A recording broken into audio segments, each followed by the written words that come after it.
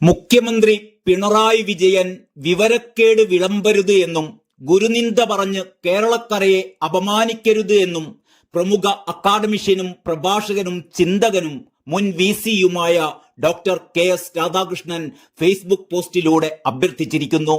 Cyber സഖാക്കൾ ഈ വിവരം ഇരട്ടച്ചങ്കനെ അറിയിച്ചാൽ അവർക്കും പാർട്ടിക്കും നല്ലത് എന്ന് ആമുഖമായി പറഞ്ഞുകൊള്ളട്ടെ. മുഖ്യമന്ത്രി വിവരക്കേട് പറഞ്ഞ് ശ്രീനാരായണീയരെ മാത്രമല്ല കേരളക്കരയെ തന്നെ അപമാനിക്കുന്നു എന്നാണ് ഡോക്ടർ രാധാകൃഷ്ണൻ നിരീക്ഷിക്കുന്നത്. അങ്ങ് നടത്തിക്കൊണ്ടിരിക്കുന്ന ഗുരുനിന്ദ ആവർത്തിക്കരുത്, അത് കേരളത്തിന് അപമാനകരമാണ് എന്ന് രാധാകൃഷ്ണൻ അഭ്യർത്ഥിക്കുന്നു. ശ്രീനാരായണ ഗുരുദേവൻ സനാതനധർമ്മ വിരുദ്ധനാണ് എന്ന കള്ളം മുഖ്യമന്ത്രി പിണറായി വിജയൻ പറഞ്ഞു എന്ന് മാത്രമല്ല, സനാതനധർമ്മം അപകടം വിതറുന്ന ആശയമാണ് എന്നും മുഖ്യമന്ത്രി അഭിപ്രായപ്പെട്ടു. കുഴപ്പം മുഖ്യമന്ത്രിയുടേതല്ല, പ്രസംഗം എഴുത്തുകാരുടേതാണ്. കുറെ കൂടി കാര്യവിവരമുള്ളവരെ ഈ പണി ഏൽപ്പിക്കുന്നതാണ് മുഖ്യമന്ത്രിക്ക് നല്ലത് എന്ന് രാധാകൃഷ്ണൻ ചൂണ്ടിക്കാട്ടുന്നു.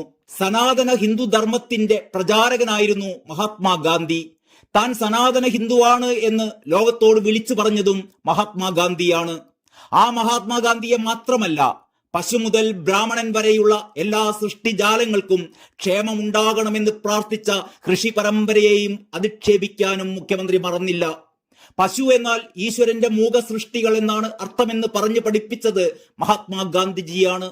ആ മൂക സൃഷ്ടികൾ മുതൽ ബ്രഹ്മജ്ഞാനികൾ വരെയുള്ള എല്ലാവർക്കും ക്ഷേമം വരണമെന്ന് പ്രാർത്ഥിക്കുന്നത് വർഗശത്രുവിനെ ഒളിച്ചിരുന്ന് കൊല്ലണമെന്ന് ഉപദേശിച്ച മനുഷ്യദ്രോഹിയായ കാറൽ മാർക്സിന്റെ ശിഷ്യന് മനസ്സിലാകണമെന്നില്ല.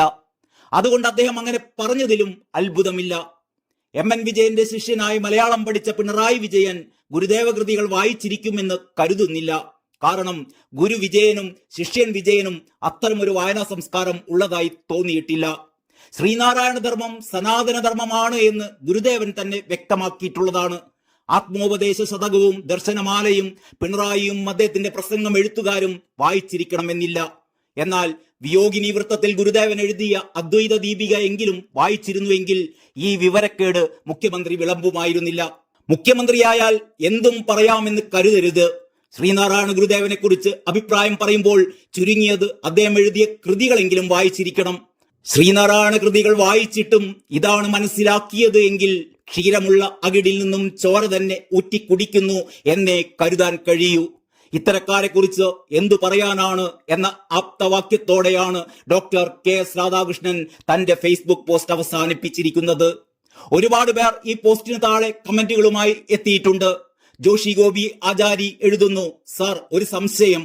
ശ്രീനാരായണ ഗുരുവിന്റെ സാന്നിധ്യത്തിലാണ് മുഖ്യമന്ത്രി വിജയൻ ഇതുപോലെ ഒരു അഭിപ്രായ പ്രകടനം ഗുരുവിനെ കുറിച്ച് പ്രകടിപ്പിക്കുന്നത് എങ്കിൽ താൻ എന്താണെന്ന് ഗുരു സ്വയം വെളിപ്പെടുത്തിയേനെ. ശ്രീനാരായണ ഗുരു ഇന്ന് ജീവിച്ചിരിപ്പില്ലാത്തത് കൊണ്ട് അദ്ദേഹത്തിന്റെ പിന്മുറക്കാരായ ശിവഗിരിയിലെ കാവ്യ വസ്ത്രധാരികളല്ലേ ഗുരുവിന് വേണ്ടി ആദ്യം മുന്നിട്ടിറങ്ങേണ്ടത്. ശ്രീനാരായണ ഗുരുവിനെ കുറിച്ച് വിജയൻ ഇതുപോലുള്ള അഭിപ്രായ പ്രകടനങ്ങൾ നടത്തുമ്പോൾ ഗുരു എന്താണ് എന്നും ഗുരു എന്തല്ല എന്നും ആദ്യം പറയേണ്ടത് ശിവഗിരിയിലെ കാവ്യ വസ്ത്രധാരികളല്ലേ. അവർ ആത്മീയ കുരുക്കളായതുകൊണ്ടാണോ ഈ വിഷയത്തിൽ അവരുടെ അഭിപ്രായം എന്താണ് എന്ന് താങ്കളെപ്പോലുള്ളവർ ചോദിക്കാത്തത്? നടേശൻ പ്രഭാകരൻ എഴുതുന്നു, ഇത്തരക്കാരെ എന്തിനാണ് ഇത്തരം പരിപാടികളിലേക്ക് ക്ഷണിക്കുന്നത്? സംഘാടകരെയാണ് ശക്തമായി വിമർശിക്കേണ്ടത്. നായ വന്നാൽ കുരയ്ക്കും, ആന വന്നാൽ ചിഹ്നം വിളിക്കും, കുയിൽ വന്നാൽ പാട്ടുപാടും, സ്വാഭാവികം. ബാസി ചരിവുകാലയിൽ എഴുതുന്നു, ഗുരുവിനെ നിന്ദിച്ചത് ഈ കമ്മ്യൂണിസ്റ്റ് മുഖ്യമന്ത്രിയല്ല, അത് കേട്ടുകൊണ്ടിരുന്ന കാവിയിട്ട ഗുരു ശിഷ്യർ എന്ന് അഭിമാനിക്കുന്ന കോമാളികളാണ്.